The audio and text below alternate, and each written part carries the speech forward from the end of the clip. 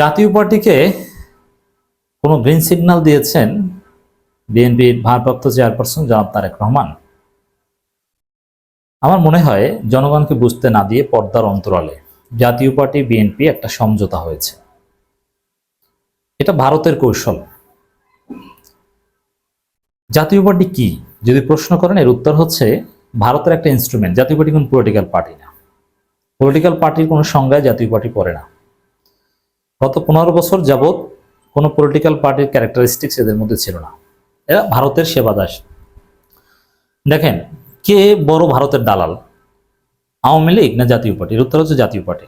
কারণ আওয়ামী লীগ দালাল হলেও ভারতের সাথে মাঝে মাঝে দর কষাকষি করতো যে ঠিক আছে আমরা এইটা দেই, তোমরা আমাদেরকে ক্ষমতায় রাখো বা এইটা দাও, কিছু একটা বিনিময় চাইতো। আর জাতীয় পার্টি ছিল এমন যে এই জাতীয় পার্টির আব্বা মোদি বা যখন মনমোহন সিং ছিল, যে আব্বা কিচ্ছু লাগবে না, আপনি যা বলেন, আপনার বাধ্য সন্তান আমি।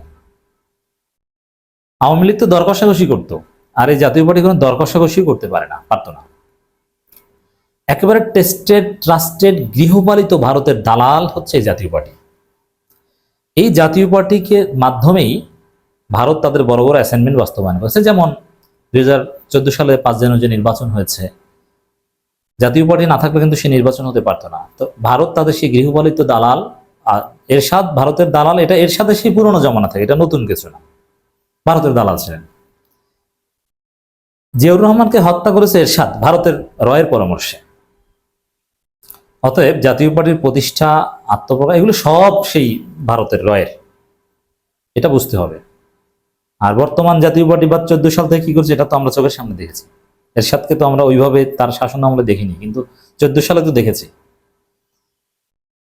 তো হিস্ট্রিক্যালি জাতীয় পার্টির মাধ্যমেই তাদের বড় বড় মিশন বাস্তবায়ন করেছে।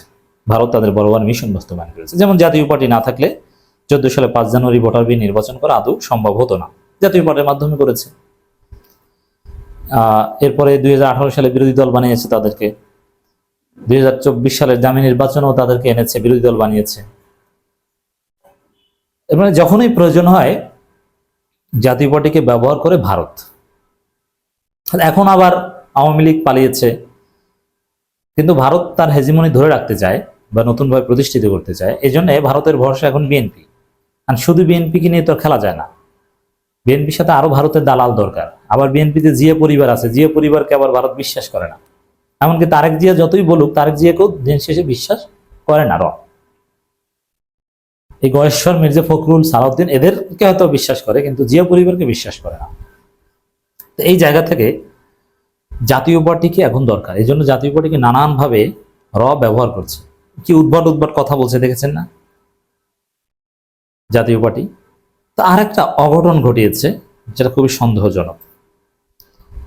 খালেদা জিয়া দেশে ফেরায় আনন্দিত জাতীয় পার্টি এটা স্টেটমেন্ট দিয়ে, বিবৃতি দিয়ে এই কথা জানিয়েছে। কারণটা কি? এটা আনুষ্ঠানিকভাবে স্টেটমেন্ট দেওয়ার কারণটা কি? আসলে এটা একটা গ্রামার। দেখবেন বিএনপির যে পথ, ভারতের প্রেসক্রিপশনে ডক্টর ইউনূসের পতন ঘটানো, দ্রুত কারচুপি নির্বাচন, তার মাধ্যমে আওয়ামী লীগকে ধীরে ধীরে প্রতিষ্ঠিত করা বা ভারতের এজেন্ডা বাস্তবায়ন করা, ভারতের স্বার্থ ধরে রাখা, বিএনপির যে এই নতুন মিশন, এতে তারা আওয়ামী লীগ বলায় সবার সাথে হাত বলাবে। এমনকি রিপাবলিক বাংলা একটা টকশোতে স্পষ্ট করেছে একজন ভারতীয় বিশেষজ্ঞ যে ডক্টর ইউনূসের বিরুদ্ধে বিএনপি আওয়ামী লীগকে সাথে নিয়েই মাঠে নামতে বাধ্য হবে। তা আওয়ামী লীগকে সাথে নিয়ে যদি মাঠে নামতে বাধ্য হয়, সেখানে জাতীয় পার্টি তো বিএনপির সাথে থাকতেই পারে। তা আমার মনে হয় যে এই জাতীয় পার্টির পক্ষ থেকে এই উচ্ছ্বাস, খালেদা জিয়ার দেশে ফেরা এবং সেটা বিবৃতি দেওয়া, তারেক রহমানের সাথে জিএম কাদের কথাবার্তা হয়, তারেক রহমান হয়তো বা জিএম কাদেরকে কোনো গ্রিন সিগন্যাল দিয়েছে যে না, আমরা ক্ষমতা আসলে জাতীয় পার্টি থাকবে, আপনারা থাকবেন বা কিছু সুযোগ সুবিধা দেওয়া হবে, আপনার এইভাবে, মানে এই টাইপের দল জাতীয় পার্টি, যারা একদম ধৈর্যও নয় আবার তেমন কিছু নয়। এদেরকে কাজে লাগে, আওয়ামী লীগের কাজে লাগে, ভারতের কাজে লাগে, বিএনপিরও কাজে লাগছে। এখন আপনারা দেখেছেন না, গত বছর বা তার আগের বছর, গত 3 বছর যাবৎ জাতীয় পার্টির সাথে বিএনপির কি সম্পর্ক? জাতীয় পার্টি ইফতার মাহফিলে বিএনপিকে দাওয়াত দেয়, বিএনপির ইফতার মাহফিলে জাতীয় পার্টিকে দাওয়াত দেয়। হাসিনার আমলে এই ঘটনা ঘটেছে। অতএব আগেভাগে জাতীয় পার্টি বিএনপিকে বুকিং দিয়ে মোটামুটি ম্যানেজ করে রেখেছিল যে আওয়ামী লীগ পালালে যেন এদের কাঁধে চড়তে পারি। তারই একটা প্রতিফলন এই জিএম কাদের স্টেটমেন্ট। দীর্ঘদিন দেশের বাইরে চিকিৎসাধীন থাকার পর বেগম খালেদা জিয়ার স্বদেশ প্রত্যাবর্তনে আমরা আনন্দিত এবং আমরা তার সুস্বাস্থ্য দীর্ঘায়ু কামনা করি বলে মন্তব্য করেছেন জাতীয় পার্টির চেয়ারম্যান জি এম কাদের। তো ও সুস্বাস্থ্য, এই জি এম কাদের কে? এই বাটপার এখন এই কথা বলে কিভাবে? স্টেটমেন্টের স্বাধীনতা আছে কিভাবে? একে কেন ধরা হয় না, একে কেন পেটানো হয় না?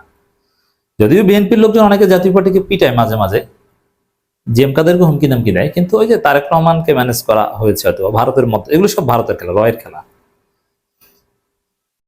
এক বিবৃতিতে এমন মন্তব্য করেছেন জাতীয় পার্টির চেয়ারম্যান, বিবৃতি দিয়ে এই মন্তব্য করছেন। চিন্তা করছেন, মানে এটা এমনিতে মাইক হাতে পেলে বলা এক জিনিস, আর স্টেটমেন্ট দিয়ে এই ধরনের কথা আর এক জিনিস। এটা রয়ের ঠান্ডা মাথার পরিকল্পনায় এই ঘটনা ঘটেছে। জি এম কাদের বলছেন, বেগম খালেদা জিয়ার মতো বিজ্ঞ অভিজ্ঞ জনপ্রিয় রাজনীতিবিদ জনগণের মধ্যে পরস্পরের প্রতি সহনশীলতা, সম্প্রতি ও সৌহার্দ্য সৃষ্টির মাধ্যমে দৃঢ় ঐক্য গড়ে তুলবেন। দেশের বর্তমান সংকটময় পরিস্থিতিতে অবসানে গুরুত্বপূর্ণ ভূমিকা রাখবেন বলে আমাদের প্রত্যাশা। এর মানে কি? ওই ভারতের প্রেসক্রিপশন দ্রুত নির্বাচনের ব্যবস্থা করবেন, জাতীয় পার্টিকে 2-1টা সিট দেবেন, জাতীয় পার্টি নির্বিঘ্নে থাকতে চায়। খালেদা জিয়া যেন এই কাজটা করে। খালেদা জিয়া জেলে ছিল, কি দুঃসময় ছিল। সেই বালু ট্রাকের সময় আপনারা কি বলেছেন? খালেদা জিয়ার পক্ষে একটা স্টেটমেন্ট দিয়েছেন। সারা জীবন কোনো স্টেটমেন্ট দেয়নি খালেদা জিয়ার পক্ষে, তার মুক্তি চায়নি। আর এখন খালেদা জিয়ার দেশে ফেরায় স্টেটমেন্ট দিয়ে খুশি জানায়। এই বাটপার, এই আবার এই বিবৃতি লিখে দিয়েছে। বিবৃতিতে বলছেন, দেশ আজ এক ক্রান্তিকাল অতিক্রম করছে। অর্থনৈতিক সংকট, সামাজিক অস্থিরতা, আইন শৃঙ্খলা অবনতি ও অস্থিতিশীল রাজনৈতিক দেশকে এক ভয়াবহ অনিশ্চিত ভবিষ্যতের দিকে ধাবিত করছে। দেখছেন খালেদা জিয়ার আগমনের সাথে কি ন্যারেটিভ রিলেট করছে। কত ঠান্ডা মাথায় খালেদা জিয়াকে বিতর্কিত করছে, অথচ বাংলাদেশের পরিস্থিতি, স্থিতিশীলতা, অর্থনৈতিক উন্নয়ন সবকিছু অতীতের যে কোনো সময় চাইতে ভালো। বিএনপি আমলের চাইতে ভালো, আওয়ামী লীগ আমলের চাইতে ভালো। রোজা ঈদে আমরা দেখেছি, স্বাধীন বাংলাদেশে এত সুন্দর এত রোজা আমরা কখনো দেখিনি। পরস্পরের প্রতি ঘৃণা, বিদ্বেষ, রাজনৈতিক দল ও জনগণের মধ্যে বিভক্তি ও প্রতিহিংসা রাজনীতি প্রসার করছে, দেশে প্রতিদিন এবং সংঘাতময় পরিস্থিতির দিকে এগিয়ে যাচ্ছে। মানে এটা তো আওয়ামী ন্যারেটিভ। এইটা খালেদা জিয়ার দেশে আসার খুশির সাথে রিলেট করে প্রচার করে দিল বুঝতে পারছেন? তা আমার কনক্লুশন এটাই যে তারেক রহমান জাতীয় পার্টি কোনো গ্রিন সিগন্যাল দিয়েছে, জাতীয় পার্টি খুশি যার ফলে। আর যদি জাতীয় পার্টিকে আওয়ামী লীগের দোসর হিসেবে বিএনপি মূল্যায়ন করতো, তাহলে খালেদা জিয়ার আগমনে খুশি হয়ে এরকম বিবৃতি দেওয়ার কথা না। পর্দার অন্তরালে জাতীয় পার্টি বিএনপি প্রেম চলছে। অতএব দর্শক, আমাদের কথা স্পষ্ট, জাতীয় পার্টি ভারতের দালাল, জাতীয় পার্টি ফেসিবাদের দোসর। বাংলাদেশে তারা রাজনীতি করতে পারবে না। ডক্টর ইউনূস সরকার তাদেরকে কোথাও ডাকে না, প্রথম দিকে ডাকছিল, পরবর্তীতে কোথাও ডাকে না। জাতীয় পার্টি এখন ধৈর্যা। তবে হ্যাঁ, জাতীয় পার্টিকে ওই রকম ধরা হয় না, তাদেরকে উত্তম মধ্যম দেওয়া হয় না, পুলিশও তাদের ধরে না।